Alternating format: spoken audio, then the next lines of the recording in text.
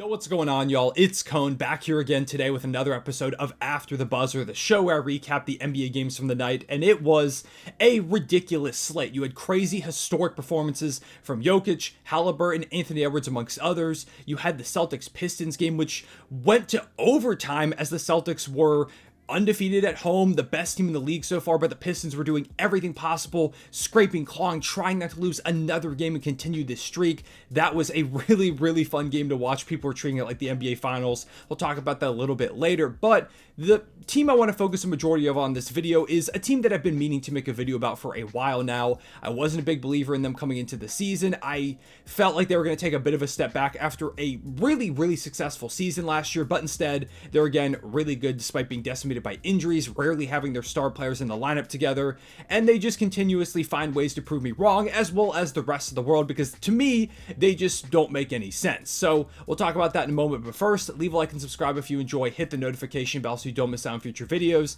and as always, would love to hear your takeaways down below in the comments. Let's get started with Heat versus Warriors. The Dubs come into this one having won 5 out of their last 6 games and are seemingly finding their footing at this point in the season. It's been really up and down for them in the early going. They've got a lot of guys that have been struggling. Klay Thompson has kind of found his footing as of late. Wiggins still cannot buy a bucket. Steph Curry has been really good for a majority of the season, but there are some games where he's been a bit hit or miss. You've had young players come into the rotation, out of the rotation. Draymond Green is still not playing because of his suspension. It's been a weird year for the Warriors, but recently they've again found their footing, won 5 out of their last 6 games, and in this one, they were at home, had everybody but Draymond playing, and they were facing a Heat team that was missing Jimmy Butler, Josh Richardson, and Caleb Martin, all 3 guys who are staples of the rotation.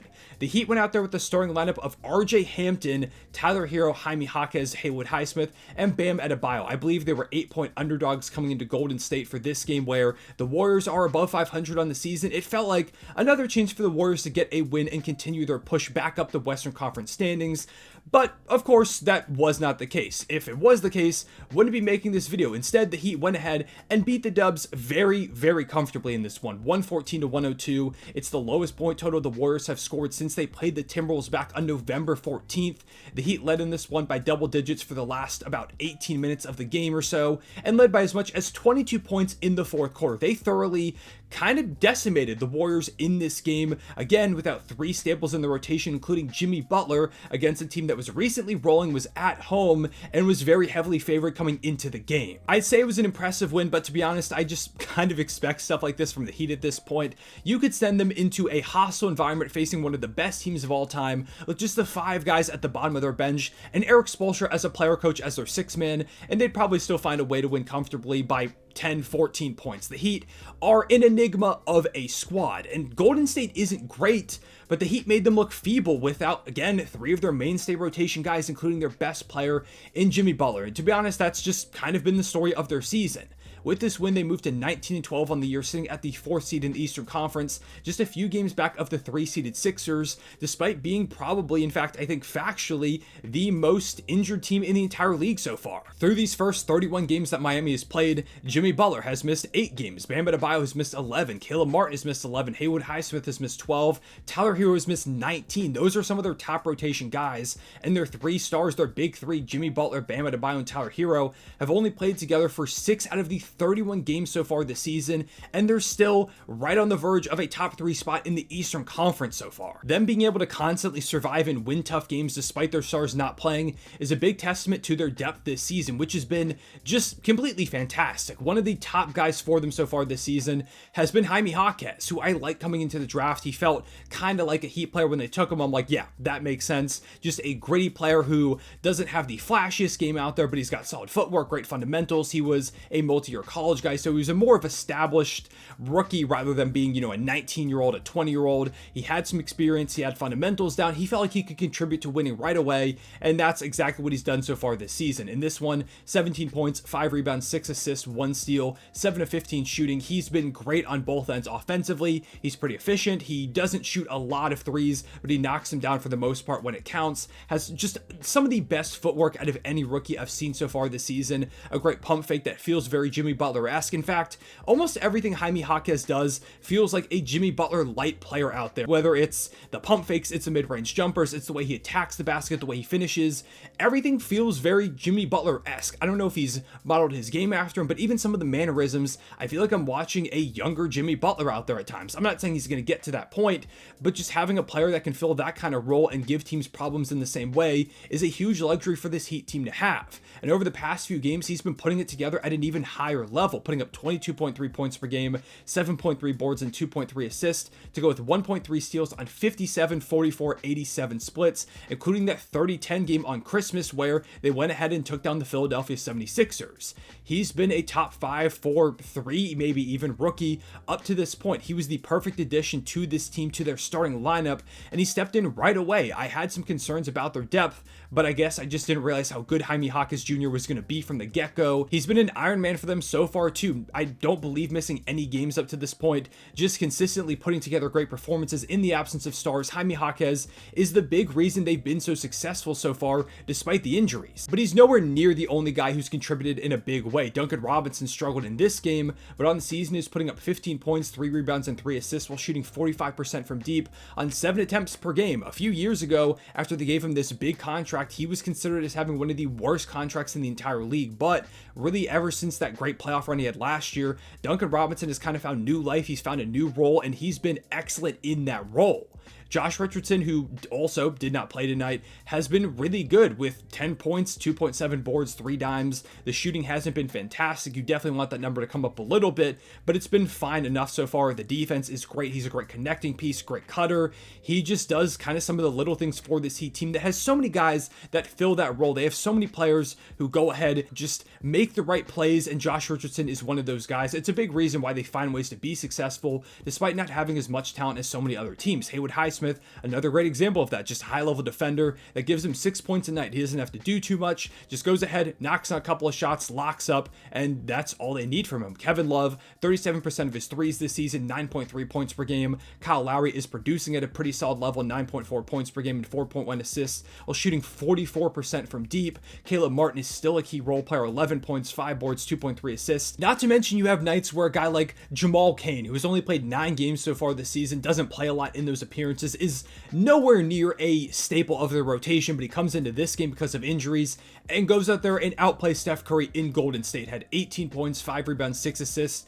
Erik Spoelstra is a wizard. He could take a player who has never even heard of the game of basketball, has never dribbled before, has never worn a uniform, doesn't even know the rules, and you give them like an offseason with that player, and Spoelstra is going to turn them into a contributor in the rotation, a guy that can step up and give you like a 10, 5-5 game in the playoffs against like the Bucks or the Celtics at some point. I don't know how he does it. He's an all-time coaching talent. Has to win a Coach of the Year at some point. The way the Heat have been playing so far despite the injuries, he's one of my top candidates for the award. I don't know if he'll ever actually get it, but it's time we recognize Erik Spoelstra is not just the best coach in the league right now, but one of the best coaches of all time. It doesn't make sense. The players do deserve a lot of credit, but again, you could just give him pretty much anybody, and I'm pretty confident he'll turn them into a solid role player. So the depth has been fantastic, and the stars, when they're actually playing, have also been really good. Herro has been great since coming back from injury recently. He had 26, 7, 2, and 1 on 10 of 18 shooting in this game. He's leading the Heat in scoring this season, shooting 42.7% from deep.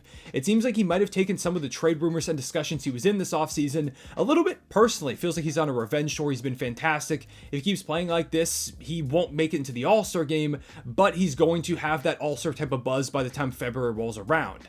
Bam Adebayo is having his best season so far, 22 points, 10 boards, and 4 assists, playing aggressively. He had 17, 11, and 4 tonight, still giving you his game-changing, some of the best in the world type defense as well. And Jimmy Butler, despite dealing with a lot of injury this season, 21.5 points per game, 5.2 boards, 4.6 assists, and 1.1 steals, while shooting 46, 37, 88 splits. He's been fantastic, and you know when he gets to the playoffs, he's going to level it up like 14 notches. So despite losing 2 big-time contributors in their playoff run in the offseason, dealing with the most injuries in the league, rarely ever having their stars together, the Heat are the 4 seed. They're the 13th ranked offense, 14th ranked defense. They don't do anything fantastic, but they're just consistently solid on both ends. It doesn't matter who they lose in the offseason, how rough things look at that point. They just find ways to make it work. It is that Heat culture, as much as that term has been overused at this point. By the way, still hate the Heat culture jerseys, but it is a real thing. They've got great coaching. They're just a really well-run organization. I still do think they need another star to get over the hump and be a championship winning team. Like, obviously from last year, you see that they can find ways to make it to the finals, but to get over the hump and actually win a title, I think they are going to need another star at some point. But regardless, they are a tough out in the playoffs. I don't think any team wants to face the Miami Heat if you can avoid it, because even if you make it out of the series, they're going to make you really work for it. 3 or 4 role players are going to have the best series of their lives against you, because that's just the way that it happens. The Heat are a completely confusing team, but one that has proven me wrong again. They don't make sense, but I don't think they ever really will. As for the Warriors, like I kind of alluded to earlier, pretty much nobody had it going in this one. Steph Curry, 3 of 15 shooting. Klay Thompson, 4 of 11. Wiggins, 4 of 11 as well. They missed a bunch of layups. Trace Jackson Davis, it felt like, missed like 4 or 5 layups in this game. They had some pretty easy-ish looks from deep, just couldn't knock them down. They didn't have it, and they were very visibly frustrated after the game, sitting on the bench between Steph, between Klay. They fall a game back below 500. They just have not had a good season whatsoever. I thought their offseason they did enough to maintain at least being a playoff team, but so far they haven't looked a part of it, and if they miss the playoffs, that's a massive disappointment for them this season. The other game I want to go in depth into before rapid fire coverage is Celtics versus Pistons. I talked about in the intro, this game was being treated like Game 7 of the NBA Finals on the timeline. Everybody was live tweeting it, people were freaking out, and a lot of that was because this was probably the best game the Pistons have played all streak, and it felt like for even just a moment that the Pistons might actually pull this off. They went up by as much as 21 points in the first half, and a lot of that was because they gave Cade Cunningham actual lineups that kind of worked. Hey, who knew that if you gave Cade Cunningham actual spacing out there and not 2-3 big men at times, they're going to play better? Who knew if you gave Jaden Ivey, one of your better players, big minutes, you'd be playing better? He thrived. The two of them looked fantastic operating the offense. They had shooting around them. The game opened up, and the Pistons were playing really well in that first half. Unfortunately for them, though, in the second half, the Celtics kind of remembered how to play basketball. They were missing wide open threes a lot of the time, just kind of looked flustered out there. Maybe they were thinking about, hey, what if we're the team that loses to the Pistons? But in the second half, they put it together, mainly Derek White and Kristaps Porzingis. Porzingis finishes this game with 35 points, 8 boards, and 1 assist on 62% shooting. Just completely shooting over anybody the Pistons put on him. Derek White had 23 points, 4 rebounds, and 5 assists on 60% shooting, trying to build up this all-star case that a lot of people have been talking about for him this season. Tatum finished the game with 31 points, 7 boards, 10 assists, and 5 steals. But he did shoot just 11 of 31, a lot of very ill-advised shots, a lot of frustrating fadeaway mid-range jumpers, threes that weren't really necessary. At the end of this game, the game went to overtime, actually, like I talked about in the intro, because Bojan Bogdanovic had a huge putback layup, and then on the other end, Jason Tatum takes this really contested fadeaway mid-range jumper for the win. Doesn't go down. It wasn't the worst look in the world. I don't know. I just feel like whenever the Celtics get to these clutch time moments where they've got a chance to either send it to overtime or hit a game winner, they always go for these really difficult fadeaway mid-range jumpers or fadeaway threes rather than trying to get a guy downhill, get to the basket. I don't know why they didn't give it to Kristaps, who was unstoppable in this fourth quarter. This game as a whole, there was nobody on the Pistons who could stop him. He was just shooting over literally everybody. Give him the ball and see what can happen. I understand Jason Tatum is your top guy, your best player, but I would have liked to see them give Porzingis a chance in that moment. However, game goes to overtime and the Celtics kind of dominate in OT. The Pistons just ran out of gas. Cade Cunningham played, I think, every single minute of the second half in overtime and does finish with 31 points, 6 rebounds, 9 assists, 3 steals, and 2 blocks. Ivy had 22, 10, and 4. Duran had 15 and 14. They had some good performances from some of their guys. They did their best, but the Pistons do fall for, I believe, a 29th or 28th at this point straight game. They face off against the Toronto Raptors one last game to try and get a win before the year ends. I don't know if they're going to do it. I will say this game felt somewhat promising. The fact that they battled the Celtics, again, this was probably their best game of the losing streak. They could have just rolled over and said, hey, Boston is really good. We're playing them in TD Garden where they haven't lost it all this season. You know, maybe we'll get the Raptors. Instead, they went right at them. They gave them a challenge. And at the end of the game, the Pistons did have a couple of leads. They hit some big shots, just got outworked by the better team. I have become more confident that they'll win at some point soon, although it also feels like every narrow chance that they miss, they kind of miss an opportunity. So I don't know how many of those they're going to get. We'll see how long the losing streak continues. One guy who was terrible in this game was Alec Burks. He's been awful all season. 4 of 13 from deep. Felt like he was just chucking up the most random shots out there, moving threes, step back threes, highly contested looks. It didn't matter who was on the court. Like Cade Cunningham was on fire at some points, and Alec Burks is like, oh, I'm going to go ahead and chuck up a momentum killing three, which he's been doing all season, but in these games where they've got a chance, they just cannot afford those moments.